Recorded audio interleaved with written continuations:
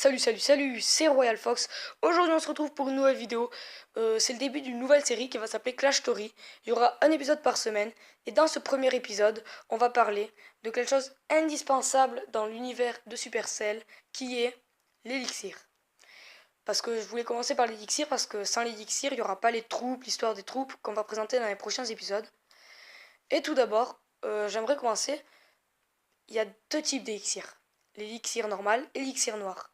Ce qui voudrait dire l'élixir noir qui serait plus maléfique, hein, il rappelle les ténèbres, et l'élixir normal qui est vif, enfin il est rose, vraiment vif, rappellerait plutôt la lumière. C'est pour cela qu'il créerait des troupes comme des guérisseuses, des sorciers gentils, des barbares, bon ça c'est voilà, des archères, mais voilà c'est que des humains surtout. Mais le PK et le dragon on peut dire qu'ils sont maléfiques, sauf que peut-être qu'ils sont dans l'élixir normal en gros, parce que l'élixir noir est apparu après le dragon et le PK. Donc voilà. Et l'élixir noir, qui est plus maléfique. Par exemple, dans l'élixir noir, il y a une fille barbare, hein, le Valkyrie. Il y a aussi des golems qui sont pas super... qui ont pas l'air super joyeux, ils sont plutôt énervés même. Et surtout des gargouilles qui sont maléfiques, qui sont représentées sur des cathédrales. Euh, c'est un peu maléfique une gargouille. On peut en retrouver dans le un dessin animé que tout le monde a déjà vu. Je l'ai au bout de la langue, attendez. Bon, j'ai vraiment un trou, mais en gros, vous voyez ce dessin animé Disney avec Quasimodo qui est le bossu et qui a été adopté par un méchant prêtre.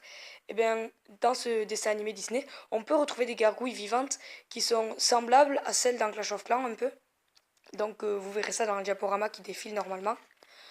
Après, l'élixir permet de créer des troupes, comme on l'a dit, qui permettent d'attaquer et se défendre. Ce serait donc un moyen de combattre. Il n'existerait donc pas de vrais combattants, comme de vrais barbares.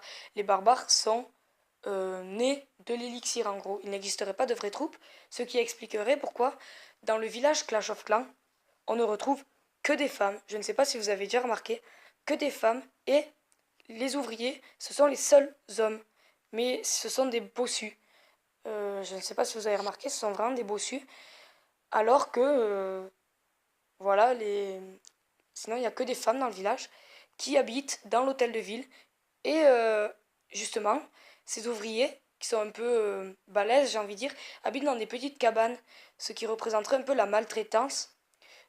Ils ressemblent à des bossus un peu défigurés, comme Quasimodo dans ce fameux dessin animé. Donc on retrouve déjà beaucoup de choses. Les femmes qui se défendraient donc avec de l'élixir, leur village, en créant des troupes.